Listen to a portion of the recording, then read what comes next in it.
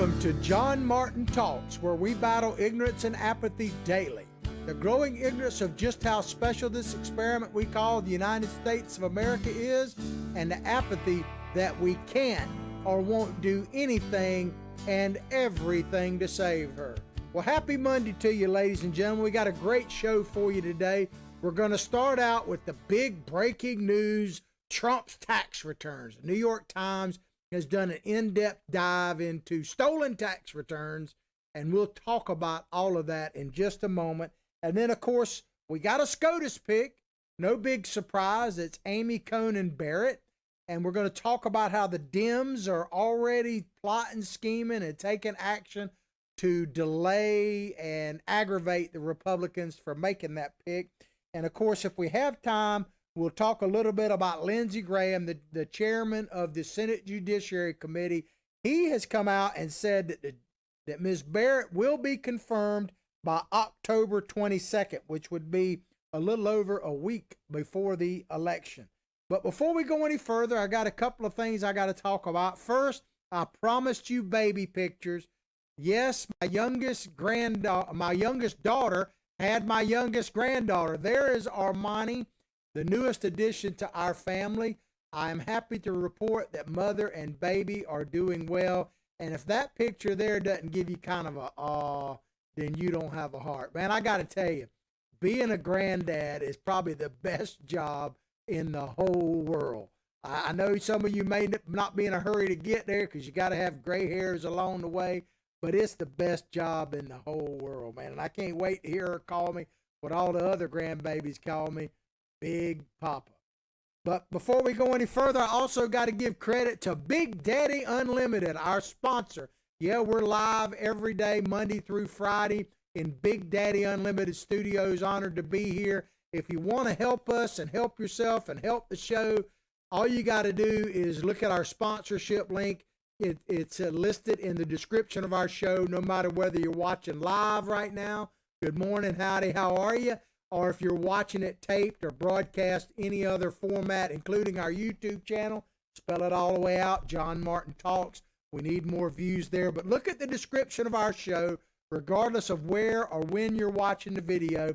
It is above the video. You will see a link to our sponsorship page, Big Daddy Unlimited, where you can click on there for 99 cents for a 1-month virtually free trial. You'll have access to factory direct pricing and anything that has to do with the Second Amendment, from guns and ammo right down to tactical gear, swag, everything else. Thousands of items, factory direct pricing, shipped right to your doorstep. And if you like what you see, you can do it for $10 a month. You can continue your subscription, and a part of those proceeds, exactly $4, like 4 more years for President Trump, will come to helping us expand and improve what we're doing here on John Martin Talks. So check it out. I greatly appreciate it. We're going to start right off the bat with a New York Times story. It says 18 revelations from a trove of Trump tax records. I don't know if I'm going to cover all 18, but I'm going to get in depth in this because this is something that I've been wanting to talk about for a while and have kind of talked a little bit about it. First of all, I don't think there's any huge news in this, but we'll get to that in just a moment. But I want to approach this slightly different. I've heard some coverage of it yesterday. I've heard a little bit on my satellite radio this morning coming in. I want to take a slightly different tack. Of course, the president has already come out and said this is all fake news and everything else, and I'm not going to dispute that. But I want to take this on face value. I want to assume, for the sake of the show, that everything the New York Times is reporting is actually factual, because I don't think it's really detrimental to the president, even if it's 100% true. So for the sake of conversation, and I hope you'll bear with me on this, I'm just going to assume that everything they're saying about the president is true. So we'll get into it. The New York Times has obtained tax return data for President Trump and his companies that covers more than 2 decades. So they did a deep dive. First of all, it bears discussing, how did the New York Times get these? By hook and crook, because tax returns are private. Donald Trump has not released his tax returns. Of course, we knew that when that district in New York, and I'm not saying they necessarily did, but I'd be shocked if they didn't release Donald Trump's tax returns. We knew that these things were going to be leaked eventually. So is it fake news? I don't know. Is it real news? We'll debate that. But it does seem to be kind of an October surprise type thing done in September. Now, I actually think that's a good thing, because I do believe that the New York Times was holding this story and hoping to do this with a couple of weeks to go in the election, when early voting started everywhere else. And of course, early voting in one sense has started, like in Florida, for instance. Absentee ballots have now gone out. I think they went out on Thursday. So voting has literally started in one of the key states, Florida, already. And I'm sure it started in various places around the country. Check with your local supervisors for that information. But this is normally an October surprise type situation. But I think that the SCOTUS pick that Donald Trump made the New York Times come out with this to try to overshadow that, to try to gum up the works and not get you focused on that Supreme Court pick, which, by the way, and we'll talk a little bit about Ms. Barret today, and I'm certainly over the coming weeks, but what an excellent choice it certainly appears that the president made. Back to the article. Mr. Trump has long refused to release this information, talking about his tax returns, making him the first president in decades to hide basic details about his finances. Well, first of all, is it really anyone's business? Is it really anyone's business? Personal tax returns, because they really don't show you anything. I mean, every president, pretty much every elected official, is required to show financial data and records. So President Trump has complied with the law. And my question is, did he break the law or not? And there's nothing in this, as you will see as we go through it, that they don't even insinuate that President Trump has broken the law, period. So there's nothing that President Trump, the bottom line as we go through this, is nothing in the New York Times original article, nothing in this analyzation here that they're doing, nothing that President Trump has been accused of is actually against the law. Is it ethically? That's always debatable. But against the law, it does not appear so. Back to the New York Times article. His refusal has made his tax returns among the most sought-after documents in recent memory. The most sought-after documents. It's a made-up sought-after. Do you think the average American really cares about this? A lot of people are indifferent. Trump supporters like me just assume that the president, Donald Trump, is going to try to make as much money as he possibly can as citizen Trump and pay as few taxes as he can. Does anybody really surprised that Donald Trump did just that? Tried to make as much money as he possibly could as a business person and pay as little tax as he possibly could? Wow, what a breaking story that is. But as far as the them being after Donald Trump, keep in mind, these are the same people that literally made it a major story of whether Donald Trump ate 2 scoops of ice cream or not, as opposed to 1 scoop. I mean, so this idea that they're the most sought after, yeah, they're the most sought after by the mainstream media because it's a trumped up story, pardon the puns. Among the key findings of the Times investigation, these are their own words now, Mr. Trump paid no federal income taxes in 11 of 18 years. Like I said, I'm going to assume that everything in here is factual just for the sake of conversation, because I don't think it's damaging. At least it isn't to me. Mr. Trump paid no federal income taxes in 11 of 18 years that the Times examined. In 2017, after he became president, his tax bill was only $750. So they're saying that his tax bill leading up to this first year as president and his first year, he only paid $750. Now, whether or not that's true, keep in mind that he's still paying tons of property taxes, creates all kind of payroll taxes. I mean, there are tons of taxes that are being paid beyond income tax. But let me just say this right now, and this is my opinion, but I think a lot of you would agree with this. If you don't get anything else out of this story or the show today, get this. And this is just my opinion. Billy Bob agrees with me. If you hadn't met my psychic sidekick, he's Billy Bob Bass. He's got a Twitter handle. It's at Billy Bob Bass 1, and mine is at John Martin Talks. Check us out. There's another place you can watch our show archive. There's several places to watch our show archive. YouTube, just spell it all out, John Martin Talks. I know we got a lot of new listeners now. Welcome. Howdy, how are you? You're in the right place now. As one of my buddies said, the truth starts now. You can see us on our Facebook page. Go directly to John Martin Talks Facebook page. Like it, share it with others. We just eclipsed the 20,000 followers mark. Thank you very much. And keep sharing it far and wide. You can check us out on America's Voice News Network. If you're not familiar with them, AVN, America's Voice News. We're on there live every day on Facebook page. Howdy, how you guys doing? But we're also streamed along their streaming service. You can download free apps on your Android, your iPhone.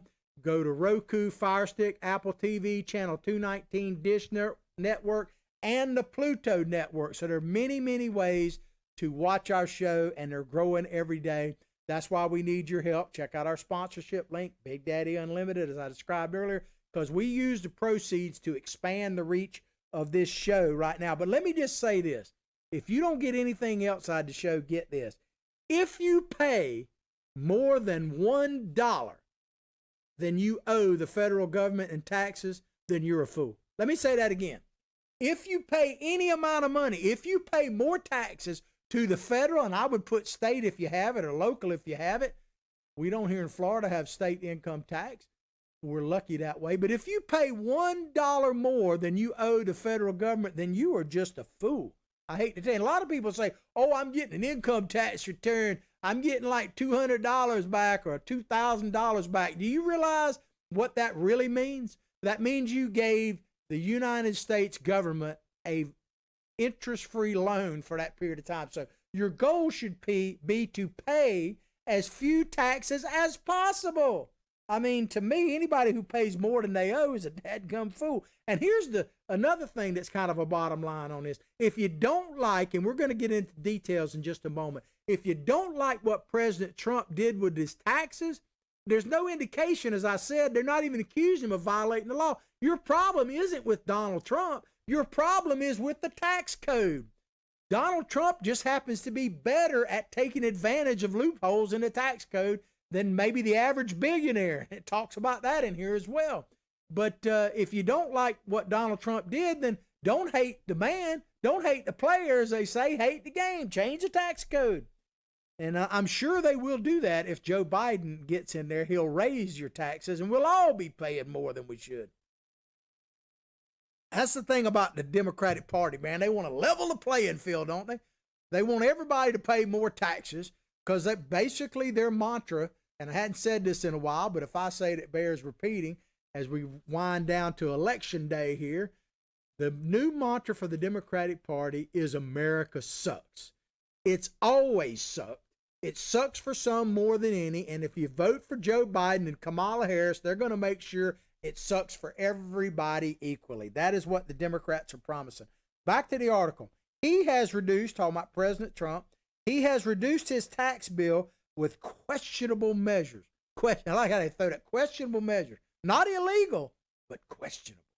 Including a $72.9 million tax refund that is the subject of an audit by the Internal Revenue Service. Now think about this. Donald Trump has said all along that one of the reasons he hasn't released his tax returns and has virtually promised to do so as soon as he's out from audit. So this story actually verifies, and I guess verifies what President Trump has been telling the American people all along. Hey, I'm under audit. I'm not going to discuss my taxes by advice of my attorney while I'm under audit. That is absolutely makes sense. But I got to tell you, first of all, let me just say this. Did the IRS pay the refund? Yeah, they did. So aren't they somewhat responsible for checking out the legitimacy of it? I'm a little tongue-tied today. Yes, they are. But they paid out the refund. We'll get more into that in a minute. But I got to admit a couple of personal biases as we go through this story. I got some issues with the IRS myself. Now, before you jump to conclusions, I don't mean that I'm not paying my taxes and all that kind of stuff. But let me just give you a couple of quick examples. And I'm sure some of you have had this same situation. I think it was not this year, but last year, I filed my tax return, and I had a very modest return of money that was supposed to due back to me. little over $1,000. Like I say, basically an interest-free loan. I'm guilty of that myself. Hard not to be. But the IRS sent me a letter saying that they're reviewing it. They didn't say they were auditing me. They said they're reviewing it, and first they sent me a letter saying I might not have declared enough, that I might be due a bigger return if I filled a couple of things, which I didn't do. Tossed that in the trash. I was satisfied just to get back what I did. Then so they paid to send a letter out about that, because it all costs money, right? Then they turn around and send me a letter saying that they're looking at my amount because their records show I might be due less. And I'm thinking, well, just send me the lesser amount then. If I want to dispute it, I can. But no, they sent me a letter saying it. So then they turn around and send me a letter a few months later. Everything's 3 or 4 months down the road, saying that they are going to pay me about half what I said I was owed because of some discrepancies or whatever. I didn't argue, and I said I had so much time to argue it. I didn't argue it. I'm saying just send me the check, whatever it is. I'm lucky to get anything. To this day, I still haven't received the money. They keep sending me letters saying, oh, they're still contemplating and everything else. So I don't know. And then the one that really gets me, I hope you'll indulge me a moment. This is amazing. My mom, who passed away last year, she was due quite a bit of money back in some tax returns, and I was her power of attorney and everything. So I was trying to help her. It was crazy. I filled out all kind of forms with the IRS. They kept telling me that I needed to do one more thing. So finally, I said, to heck with this. I took my mom, who was like 97 at the time. I took her, and not in the best of health. I took her about 30 miles south down to the little town of Ocala to the IRS office. It was the nearest one I could get an appointment. I made an appointment. I literally went with an IRS agent, went through all the paperwork, had them fill out what they needed, had my 97-year-old mother there in person to show that she is actually still breathing, or she was at that time. And they filled it out, and I'm thinking, okay, I'm done. About 3 or 4 months later, I get a letter from the IRS saying that my forms were not completed correctly. Now, they were completed by an IRS agent. So I went back down. Luckily enough, I was able to make an appointment with the same person. This time I didn't take my mother, but she remembered that my mother was there. And she refilled out and made the corrections that the IRS, this is an IRS agent. Do you know, to this day, I still can't get the IRS to release the money. And unfortunately, my mom has since passed away. So I got issues with the IRS, just the way they do things. But anyway, personal bias, just want to say. Back to the article. Many of his signature businesses, talking about the president, including his golf courses, report losing large amounts of money, losses that have helped him to lower his taxes. That's normal procedure. Is this news really? Is this really news? The news made a big deal, over, look at that, I got a drinking problem, I guess. The news made a big deal, the media did, over Donald Trump's bankruptcies. Now, keep in mind, he's had, I think, 4 bankruptcy filings, but they weren't personal, they were business. So he's never made a secret that he's had some issues financially. But the banks, here's the bottom line on all those bankruptcies, 4 of them, which is, if you have as many companies as Donald Trump owns, is really not that big a deal. The biggest thing you ought to watch is the banks continue to line up to give the dude money, which it even shows in this reporting. So if the banks think that Donald Trump was such a high risk, why would they keep giving him money? Because they're making a bunch more than they're losing ever. The financial pressure on him, back to the New York Times story, is increasing as hundreds of millions of dollars in loans he personally guaranteed are soon coming due. But who are they? Who is not having pressure? What does it says right here? The financial pressure on him is increasing. Well, let me ask you, who in America right now isn't facing increasing financial pressures? If this lockdown continues much longer, thank God our governor opened us up completely over the weekend here in Florida. But if the lockdown continues in places like California and everything else, man, everybody in the nation is going to be under financial pressure. So the fact that we're under the financial pressure is increasing is not really news. Back to the story. Even while declaring losses, he, talking about the president, has managed to enjoy a lavish lifestyle. What a crime. By taking tax deductions on what most people would consider personal expenses including his residences, aircraft, and $70,000 in hairstyling for television. Well, I guess that was back during his apprentice days, not as president necessarily. But, Nancy Pelosi's already shown that, hey, violating your own rules and laws to get your hair done, not a big deal right now. So what they're really saying here is that Donald Trump is smarter than most people. He's able to figure out how to pay less taxes and more deductions than the average taxpayer, let alone the average billionaire. They're saying he's smarter. And that's one of the reasons why we voted for the man. Of course, they got to get into the family here. Ivanka Trump, while working as an employee of the Trump Organization, appears to have received consulting fees that also help reduce the family's tax bills. But so this is news, that Ivanka has received consulting fees. But stories like Hunter Biden, fees he got, like over $1 billion deal while his daddy was on the plane with him in China, that isn't news. That's nothing to see here, move along. The fact that his dad went over and got the prosecuting attorney over there, or the prosecutor in the Ukraine fired, son of a gun, they fired him. I'm going to hold back $1 billion in money. President Trump was impeached for a phone call, but Biden is now qualified to be president of the United States. I mean, it's just if you can't see through the bias of this, then you're just wearing blinders, man. Back to the article.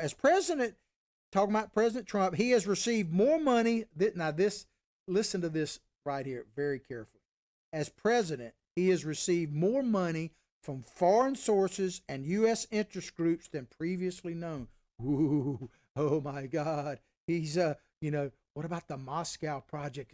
Have they finally got the goods on the president? He's Putin's pocket puppet or something like that. But so it's all scary. Listen to this. The records, this is the New York Times. They hated to print this. The records do not reveal any previously unreported connections to Russia. There's no Russia connection in his tax returns. Wasn't that supposed to be the smoking gun beyond the PP fake dossier that Hillary Clinton paid, that Putin had the goods on President Trump? Some kind of secret loans or some kind of, but it says here, the records do not reveal any previously unreported connections to Russia. So the Moscow project is nothing. How disappointed have they got to be? Now, Biden, think about this. Joe Biden, of course, we got the debates tomorrow night. We'll talk about them probably tomorrow. Biden has never had a job and is worth millions. That's my words. Really, if you look at it, Biden's been in politics almost 50 years. He's a senator. He was one of the youngest people in the Senate, if not the youngest, when he was elected. Joe Biden realistically hasn't had a job for most of his adult life other than being a paid elected politician. Yet he is worth millions. And there are a lot of them like that on both sides of the aisle. How is that possible? And think about this. When it comes to the whole thing, Russia, the one thing that keeps getting in my head is this one video. We're going to play this. I'm sure you've probably seen it before, but if not, it'll be shocking. This is President Obama. He was president at the time, talking to Medvedev, who was the prime minister of Russia, I think, at the time, about what he could do. And this is a hot mic situation about what Obama could do and could not do until after the election. Check this out.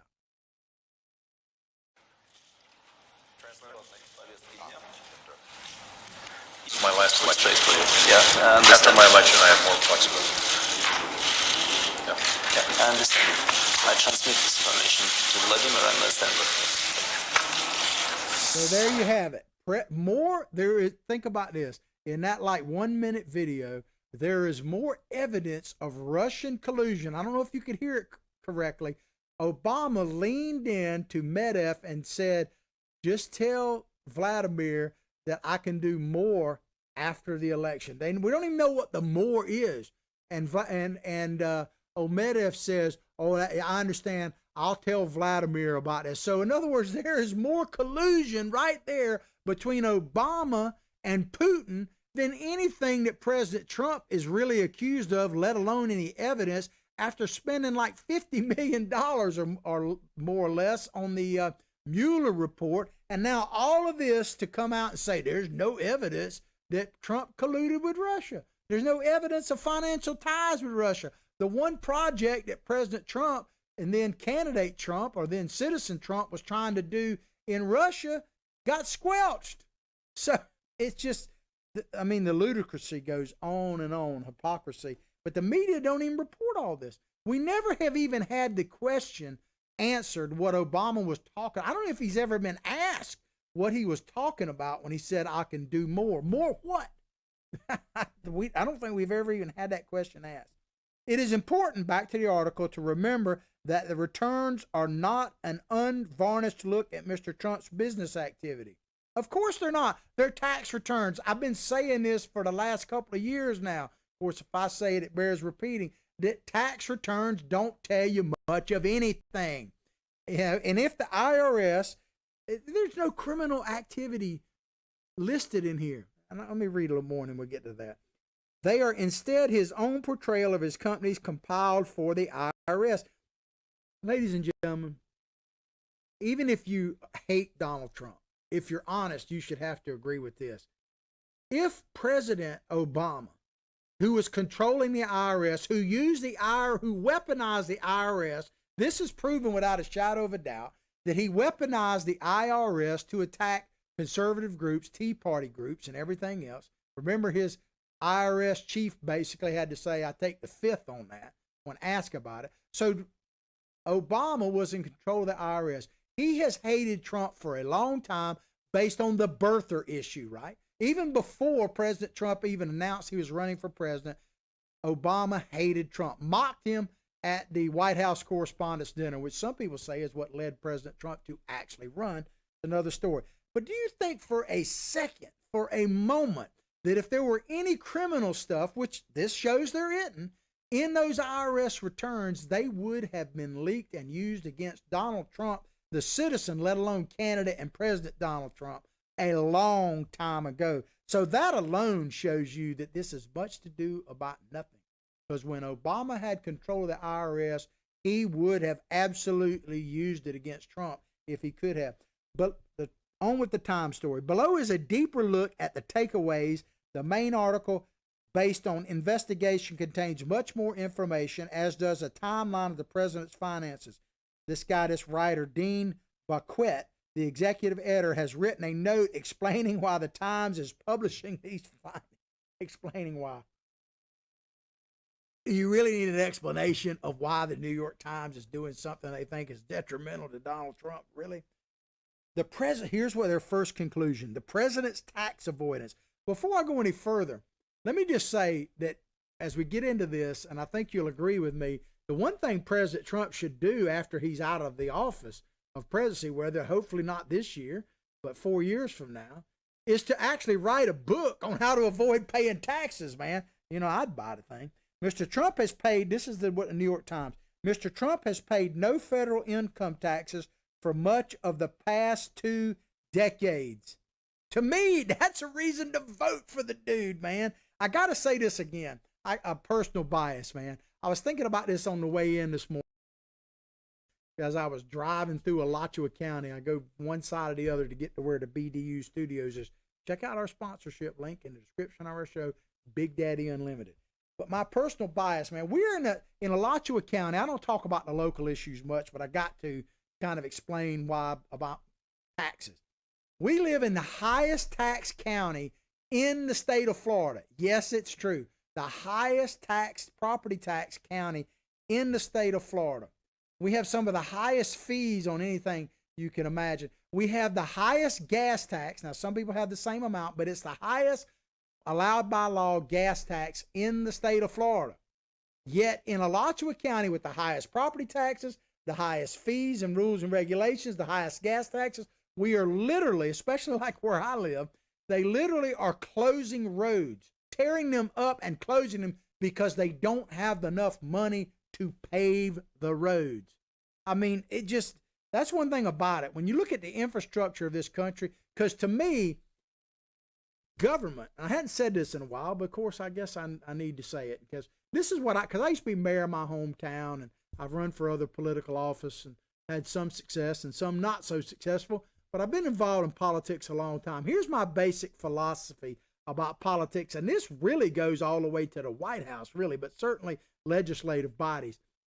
The basic fundamental thing is to take out the trash, make sure the roads are working, and make sure you got clean water and all that kind of stuff. Everything else beyond that kind of stuff, making sure that it just functions, the basic and public safety, those types of things, everything beyond that is taking someone else's rights away, is a negotiation between like property rights, who's zoning. I'm not necessarily saying there isn't a role for government in that, but anything beyond public safety, taking out the trash, making sure the toilets flush and the roads and airports and all that work, everything else is a negotiation and a trade-off between the individual's rights versus the group's rights. That's just the way I see it. Back to the story. In addition to the 11 years in which he, talking about the president, paid no taxes during the 18 years examined by the Times, he paid only $750 in each of the two most recent years, 2016 and 2017. As I say, for the sake of this, I'm assuming everything they're saying is true. If true, that the 2 years that they looked at while he was president or before he was president and president, they $750, right? Okay. But he donated his entire salary. So if we assume he's going to donate it for the full term, first term, that's $1.6 million that he has donated to charity. Donated $1.6 million.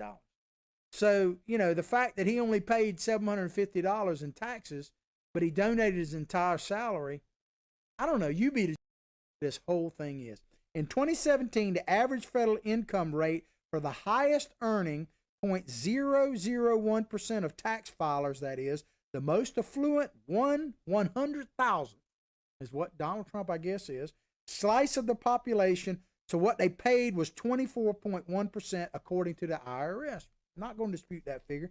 Over the past 2 decades, Mr. Trump has paid about $400 million less in combined federal income taxes than a very wealthy person paid the average for that group each year. So what you're saying to me, this is how I hear it, that Donald Trump is smarter than the average billionaire. So the fact that other billionaires paid 24.1% and Donald Trump was able to pay $400 million less than the average billionaire paid is another reason to vote for the dude, man. And when it comes to billionaires, I'm not very concerned about Donald Trump. I'll be honest with you. Maybe I'm just biased. I am concerned about some billionaires. I'm concerned about people like George Soros, man. I think this meme right here pretty much sums it up. I'm more concerned about people using, instead of avoiding taxes, using their billions and billions of dollars to try to steal our country away from us, to fundamentally change our country. What about people like Bloomberg, people like that, spending his money to try to buy the election, bribe people to vote for Biden in Florida? That's essentially what Bloomberg is doing in Florida, if you hadn't been following that story, man. But I'm much more concerned about billionaires like Soros and Bloomberg than I am Trump. Mr. Trump may be the wealthiest U.S. president in history. There's some dispute about that because if you look at dollar to dollar, comparisons absent inflation, George Washington was one of the wealthiest as well. But let's just assume it's true. Mr. Trump may be the wealthiest U.S. president in history, yet he has often paid less in taxes than other recent presidents. And once again, maybe I'm biased, but this shows me reasons to vote. Other recent presidents, Barack Obama and George W. Bush, each regularly paid more than $100,000 a year and sometimes much more in federal income taxes while in office. So this is, in order to really, to get this article, you have to assume certain things. You have to assume, for instance, that paying high taxes is somehow virtuous. That if you pay the highest possible taxes you owe, then you're in a holier than thou category, that you're virtuous. To me, paying high taxes is the opposite of virtuous. First of all, as I said, if you pay 1 penny more than you owe, you're just a dadgum fool. But the idea that paying higher taxes is somehow a virtue pretty much explains the mindset of the progressive left Democrats. because they don't believe you can pay enough taxes, really. That's why it always gets me how certain people who make tons of money can still be for Democrats. But hey, insanity, Trump derangement syndrome is real. A large refund has been crucial to his tax avoidance. There's another way of looking at it. Instead of he's not avoiding taxes. He's paying less than he has to. He's complying with the law. Still nothing saying it's illegal. Mr. Trump did face large tax bills after, and I got to tell you, this may take up the whole show. I don't know, but I think it's important. Mr. Trump did face large tax bills after initial success of The Apprentice television show, but he erased most of those combined payments through a refund. Combined, Mr. Trump initially paid $95 million in taxes on the income, what I guess they're saying, from The Apprentice, in federal income taxes over the 18 years. That's a lot of money. He later managed to recoup most of that money with interest by applying for and receiving a $72.9 million tax refund starting in 2010. So to me, this is great news. He's able to get a big tax refund. This shows how sharp he is, but it's just, to them, it's like, the end of the world. In 2011, the IRS began an audit. Hadn't the president said he's been under audit? He always talks about he's mistreated. So they gave him the money. Why didn't they challenge it before they gave him the money? They did me. You think, President Trump, you think you're being treated misfairly? They never even gave me the money and then to turn around and take it back from me. In 2011, the IRS began an audit reviewing the legitimacy of the refund. Almost a decade later, the case remains unresolved for unknown reasons. Oh, it's scary. Where it could be, it said, and it could ultimately end up in federal court. That's true. Where it could become a matter of public record. Okay. So that's what he's been saying all along. President Trump from day one has been telling you, hey, I'm under audit. I'm not going to talk about it while I'm under audit. So, they just revealing that he's been telling us the truth the whole time. But they want to give examples of where, let me check the time, because like I say, I may end up doing this the whole show. I think it's important. You got to keep in mind, they keep throwing these stories out there.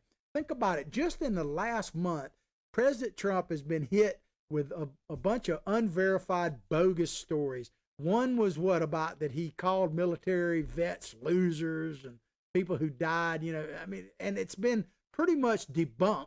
Use the word that they like to use in the press, debunked, without evidence. They got all the anonymous sources, no one on the record, about 20-something people on the record saying it's total BS, but nonetheless, it's a story. Then you had this past week, they came up with this story that Trump's going to hunker and bunker down in the White House no matter what happens. He ain't going to have a transition of power, which was, if you dig into it, totally a bogus story, but it was like all the rage. Now this tax thing, this October surprise in September, I don't see anything. But here's an example, they say, about, which is why we got to cover this, of how Donald Trump is manipulating the system. Seven Springs, his estate in Westchester County, New York, typifies his aggressive definition of business expenses. Mr. Trump bought the estate, which stretches over more than 200 acres in Bedford, New York, in 1996. Sounds like an impressive property. His sons, Eric and Donald Jr., spent summers living there when they were younger. Eric told Forbes in 2014, "This is really our compound." Today, the Trump Organization website continues to report Seven Springs as used as a retreat for the Trump family. So what? Who cares? This next paragraph, though, is classic. Listen to this. It says, nonetheless, the elder Mr. Trump has classified the estate as an investment property, distinct from a personal residence. As a result, he has been able to write off $2.2 million in property taxes in 2014. No accusation that he's violating the law. I was thinking about something my dad used to do. He had for sale signs on everything except maybe the house we lived in. We owned a farm and everything. And I'd see it one time. I'd say, "Dad, are you really trying to sell?" He said, "Look, son, I put a for sale sign on everything I own in case someone comes by and makes me an offer I can't refuse." He said, "I'm not trying to sell anything, but if somebody comes by and wants to pay me twice what it's worth, I'll take it." I mean, that's how I grew up. Maybe it's why I think that. And he was a Democrat, by the way. You know, Democrats used to actually be for making money. I know it's hard to believe. Now they're just for taking your money that they didn't earn. But it says here, it said, let me read this because this is a very important point. As a result, he, talking about the president, has been able to write off $2.2 million in property taxes since 2014. $2.2 million since 2014. Even, it's the key point, even as his 2017 tax law has limited individuals to writing off only $10,000 in property taxes a year. Do you understand what they're saying? So what they're saying here, let me just clarify this. What they're saying is before Donald Trump's 2017 tax law, you could write off larger amounts, and he wrote off $2.2 million. Since his 2017 tax thing got passed, you can only write off $10,000. So what they're not telling you here is the obvious. So Donald Trump passed a bill, or got a bill passed, that he thought was good for America and good for the taxpayers of America, even though it personally hurt him. He can't deduct $2.2 million anymore. So he knowingly put forth a bill that would take money out of his pocket. Yet he's the bad guy. And I just don't get it, man. Consulting fees, they're making a huge deal of this. So I'm going to cover it briefly. The consulting fees. Across nearly all of his project, Mr. Trump's company set aside about 20% of income for unexplained consulting fees. Well, whoever explains that? These fees reduce taxes because companies are able to write them off as a business expense. So it's done all the time. Like I say, the problem is not Donald Trump. If you got a problem with what he's done, it's not Donald Trump. It's the tax code. Change the tax code. Donald Trump did change the tax code, and it hurt him. Lowering the amount of final profit subject to tax, these consulting fees. So if you look at it, it sounds like he's been getting some great advice on this. So, well worth the money. Here's some examples they use. Mr. Trump collected $5 million on a hotel deal in Azerbaijan, for example, and reported a $1.1 million in consulting fees. In Dubai, there was a $630,000 fee on a $3 million in income. Since 2010, Mr. Trump has written off some $26 million in such fees. So what? I don't get why that's even a story. His daughter, talking about Ivanka, appears to have received some of the consulting fees despite having been a top Trump organization executive. Well, from what I can see, she's about as sharp as they come. You could argue whether or not, he should have paid her. That's certainly. But here's my thing. If they're going to bring up Ivanka Trump, this is where they're really disingenuous. Why don't they talk about some Democratic figures? I just want to bring up a few as examples, some oldie but goodie stories. Some of them still happening. Mad Max, Maxine Waters. No one disputes this. They may dispute whether it was legitimate or not, but no one disputes it. She literally paid her daughter hundreds of thousands of dollars as a consultant to her campaign. Check it out. You can, Google it if you want. Google is of the devil, just saying. It's just true. And then, of course, Hunter Biden, we know what he literally has been paid millions and millions of dollars for being nothing more than Hunter Biden's son to Joe Biden. And the Biden family, man, the Sopranos would just they need to take lessons from the Biden family, man. And how about Harry Reid, man? One of the craziest things, Harry Reid, who used to be the majority leader in the Senate. Thank God that's not happening right now. It might be Chuck Schumer if we don't do the right thing November 3rd. But Harry Reid paid $31,000. Now, no one disputes this. This is undisputed. $31,000 from his campaign fund to his granddaughter for costume jewelry that she made. $31,000. I got to believe that Ivanka's done a little bit more to earn the money than all of them combined. But the New York Times won't even talk about this. And here's some really breaking news for you out of this story. The most successful New York Times. The breaking news here. The most successful part of the Trump business has been his personal brand. Ooh. So the idea of Trump, which he puts on there's nothing secret about a Trump property, right? That the fact that his name is where he's making the most cash return on. Wow, what a breaking news story. The Times calculates that between 2004 and 2018, Mr. Trump made a combined $427.4 million from selling his image. Okay. In an image of unapologetic wealth. I love that phrase. Unapologetic wealth through shrewd business management. The marketing of his image has been a huge success, even if the underlying management of many of the operating Trump companies has not been. So they make this big case that he's mismanaged company. But I like how they use unapologetic wealth. Why do you have to apologize for being wealthy? There was a time when that's what we all aspired to, the American dream, man. What is wrong with making as much money as you possibly can and paying as few taxes as you're legally required to do? I don't get it. Boy, the fact that this is a story says a lot about where we are as a nation. But but they don't say anything, as I say, about Bloomberg spending $100 million in Florida to buy votes. Check it out. Or how about Stars talking about using their influence? Stars bailing out criminals to continue to riot, rob, rape, and pillage.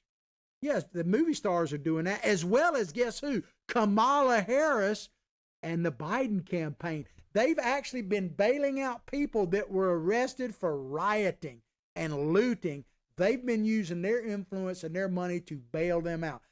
I'd rather have the money going to Ivanka and Trump's kids than people rioting in the streets. But it says here, large bills looming. So they make the case. They go at lengthy. I'm not going to read it all. You just check out the article yourself. They make the case that President Trump only ran to increase his brand name. Now, I got to admit, when he first started talking about running legitimately in 2016, my first thought was that he wasn't really serious, because I didn't think, Donald Trump, why would he want to go through all the pains of election? So my first thought was maybe, and I didn't necessarily blame him, but I was hesitant at first to jump on board because I wanted to see that he was a serious candidate. Once I realized that he was a serious candidate, I was 100% on board. So I don't actually fault him for that. Many people have done that, man. Do you really think that all those that ran this time in the 2020 campaign, I'm having trouble with words today. The campaign actually thought that they were going to win? They all ran to increase their profile. That's the way. But think about this. Even if it were true, if true, as the Democrats say, that Donald Trump only ran to promote his brand, thank God he won. Thank God he won. Even if it's true that he didn't really want to be president and was the most surprised person on the planet that he won. I don't think that's true, but let's use the logic of the Democrats that that's true. If true, thank God he won, man, because think about this. If not, Hillary Clinton would have won, and she would have had the ability to appoint 3 Supreme Court justices. 3. Can you imagine what we'd be facing if Hillary Clinton had made the last 3 SCOTUS picks?